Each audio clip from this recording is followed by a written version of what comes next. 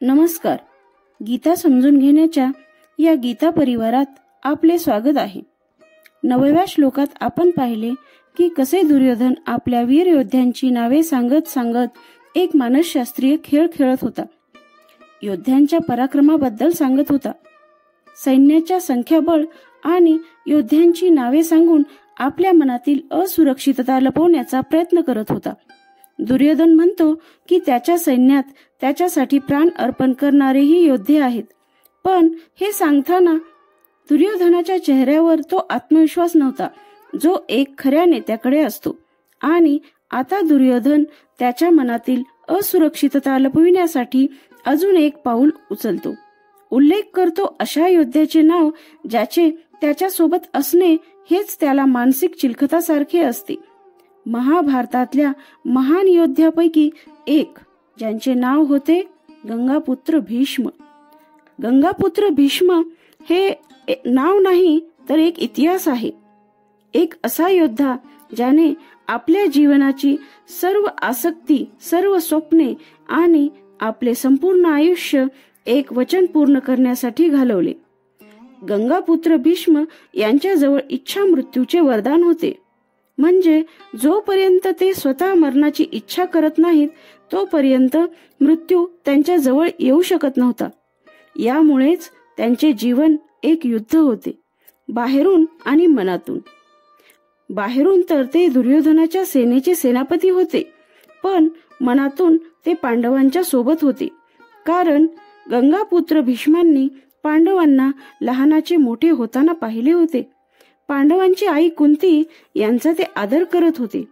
पांडवांचा संघर्ष गंगापुत्र भीष्मांनी स्वतः पाहिला होता. पण आज गंगापुत्र भीष्मांना त्यांच्या विरोधी सोबत लढावे लागत होते. कारण एकदा त्यांनी हस्तिनापूर राजसिंहासनाप्रती एक प्रतिज्ञा घेतली होती की जरी वेळ बदलली, राजा बदलला किंवा सत्तेचे स्वरूप जरी बदलले तरी गंगापुत्र भीष्म हस्तिनापूरच्या सिंहासनाप्रती आपली निष्ठा आणि प्रामाणिकता कायम ठेवतील. आणि याच प्रतिज्ञेमुळे त्यांना अशा युद्धात उभे राहावे लागले जिथे त्यांचे मन एका बाजूला व कर्तव्य दुसऱ्या बाजूला होते. गंगापुत्र भीष्म हे असे योद्धे होते की त्यांच्या पराक्रमापुढे मृत्यू सुद्धा येऊ शकत नव्हता. पण त्यांच्या मजबुरीमुळे ते आपल्या मनातील सत्याच्या विरोधात उभे होते. दुर्योधनासाठी भीष्म पितामह एक सेनापती होते. दुर्योधनाला वाटत होते की जोपर्यंत भीष्म पितामह माझ्या बाजूने आहेत तोपर्यंत माझे पारडे मजबूत आहे. पण हे खरे होते का? चला पाहू. अध्याय 1 श्लोक 10. अपर्याप्तम तदस्माकं बलं भीष्माभिरक्षितं पर्याप्तं त्विदमेतेषां बलं भीमाभिरक्षितं. दुर्योधन सांगतो की आपली सेना अमर्याद आहे आणि पितामह भीष्म सुरक्षा कवच बनून त्यांची रक्षा करत आहेत. पांडवांची सेना मर्यादित आहे जिचे नेतृत्व भीम करत आहे. आता लक्ष देऊन पहा. हे एक विधान नाही तर दुर्योधनाचे तुलना करणारे विचार आहेत. दुर्योधन म्हणतो की आपली सेना अमर्यादित, अपरिमित आहे आणि भीष्म पितामहांसारखे महान पुरुष त्यांची रक्षा करत आहेत.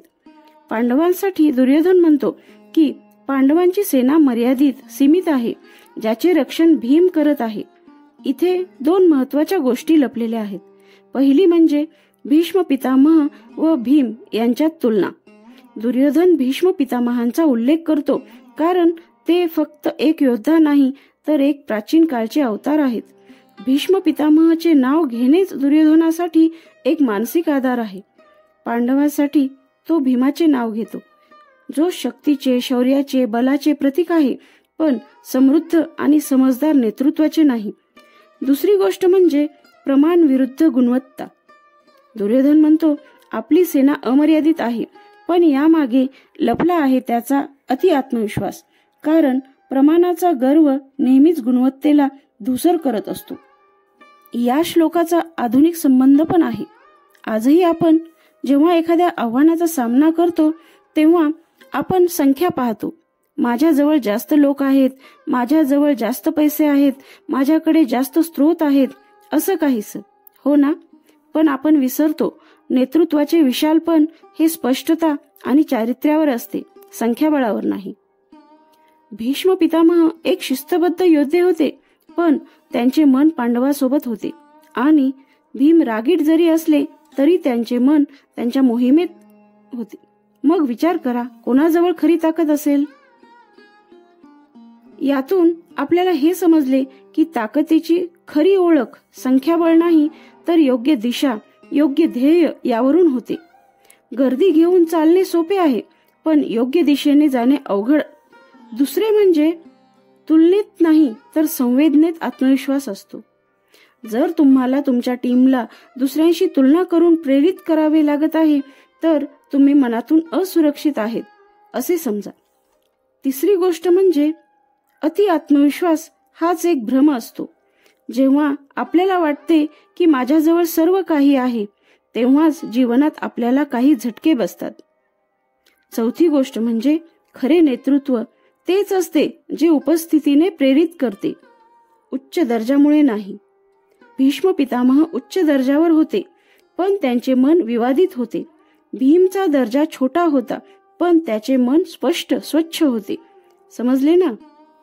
तर आता दुर्योधनाने त्याच्या सैन्याचे गुणगान केले. पितामह भीष्माला आपल्या ताकदीचे केंद्र सांगून. पण पुढे काय? पुढचे पाऊल काय असेल? ही घोषणा फक्त भाषणापुरतीच सीमित राहते का काही हालचालींची सुरुवात होते? हे पाहू पुढील व्हिडिओमध्ये. आशा करते आपल्याला हा गीता समजून घेण्याच्या प्रवासात आनंद मिळत आहे.